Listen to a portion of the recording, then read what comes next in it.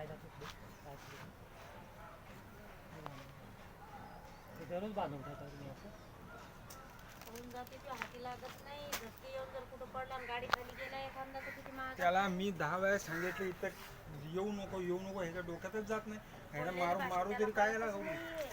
माझंच लागलं डोकं दुखायला ह्याला कळत नाही ते रोजच्या गोष्टी सांगू रोज त्या बापाला देखील सांगितलं किती वेळा सांगा त्याच्या डोक्यातच बसत नाही कधीपासून त्रास होतो याला याला लहानपणापासून त्रास होतो 2 वर्षाचा होता तोपर्यंत चांगला होता त्याच्यानंतर सुरू झाला ताप वगैरे आला होता का त्याला हो ताप आलता ना तापामध्ये त्याला फिट येते का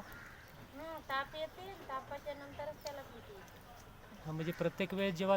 ताप येतो त्यानंतरच त्याला फिट येते बरं आणि हा किती वर्ष 2 वर्षाचा असल्यापासून तुम्हाला त्याला जाणवते का याला प्रॉब्लेम हो त्याला खूप पैसा लावला आणि ते पूर्ण अपंग झाला होता हां मग चालत नव्हता तो नाही का ते फिटमुळे का हा पूर्ण त्याचे हातपाय गेले होते ते अच्छा. पैसा लावला त्याला तेव्हा ते उभा राहिला दोन्ही पाय हिंदूच्या हॉस्पिटल आहे ना तिथं 2 महिने घेऊन होती मी त्याला हो का हम्म. हे तिथं तुम्ही चांगला झाला तो. याला जी साखळी बांधून ठेवतात ही अशी कायम त्याला बांधतात का असं कधीतरी सोडून देतात नाही त्याला? सोडतो नाही पण त्याला ना, दुपारी सोडतो असतो आम्ही, ना हा? पण तो थांबतच नाहीये इथं अच्छा हा पळून जाते जागेवर थांबत नाही ना त्याला आता बी सोडा तुम्ही लगे अर्ध्या तासात गाई भेटतच नाही 2-2 तास बाहेर चालला जातो कुठे कुठे बी जातो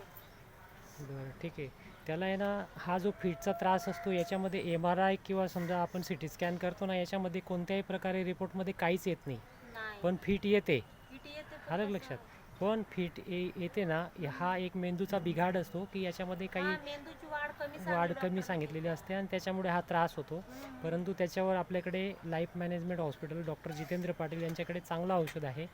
ते जर तुम्ही एकदा येऊन घेतलं औषध तर त्याला कायमस्वरूपी याच्यातून तेही मुक्त होऊ शकतो आणि हे तुम्ही जे त्याला बांधून ठेवतात त्याला बांधायची आवश्यकता येणार नाही तो नॉर्मल माणसासारखं जीवन जगू शकतो आता आमच्याकडे फारच चांगलं बांधायचं कामच नाही आमच्याकडे जे आहेत ना आता जवळजवळ माझ्याकडे 2001 मध्ये एक पेशंटला फिट यायची गाडीवर चालता चालता फिट येऊन जायची पण तो आज ओके आहे. आता त्याचा उद्या परवा 2 दिवसात व्हिडिओ काढायचा आहे म्हणजे तुम्हाला पण समजेल की आपण जर समजा औषध घेतलं तर हा चांगला होऊ शकतो आणि याच्या जीवनामध्ये थोडीशी नाही, ते जर चांगला परिवर्तन झाला तर होईल. आम्ही त्याला शाळेत टाकू ना. बरोबर आहे ना त्याचं आयुष्य कशाला उद्ध्वस्त करायचं आज ही शोकांतिका आहे आपल्या भारतामध्ये की एवढे मोठे मोठे डॉक्टर असताना सुद्धा त्याचा फिटचा त्रास जात नाही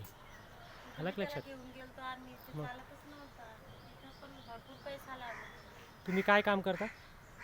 वॉचमॅनचं काम करतो वॉचमनचे काम करता त्याचे पप्पा का हम्म. बरं गाव कोणतं तुमचं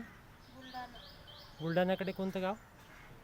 हिवरा आश्रम हिवरा आश्रम हिवरा आश्रम तर फेमस आहे तिथला तो मग तिथले सगळं अच्छा चालेल आपण ट्रीटमेंट करूया त्याची तुम्ही व्यवस्थित औषधोपचार करा त्याला फरक पडेल आणि तुम्ही एकदा हॉस्पिटलला घेऊन या त्याला आराम पडून जाईल आणि हा जो त्याची जी बेडी आहे ती मुक्त त्याला आपण त्याच्यामधून करायचं आहे आपल्याला त्याला ठीक आहे काय नाव बाबू तुझं विलास हां विलास विलास पूर्ण नाव सांग ना विलास कैलास कांबळे हां तुमचं काय नाव आहे ताई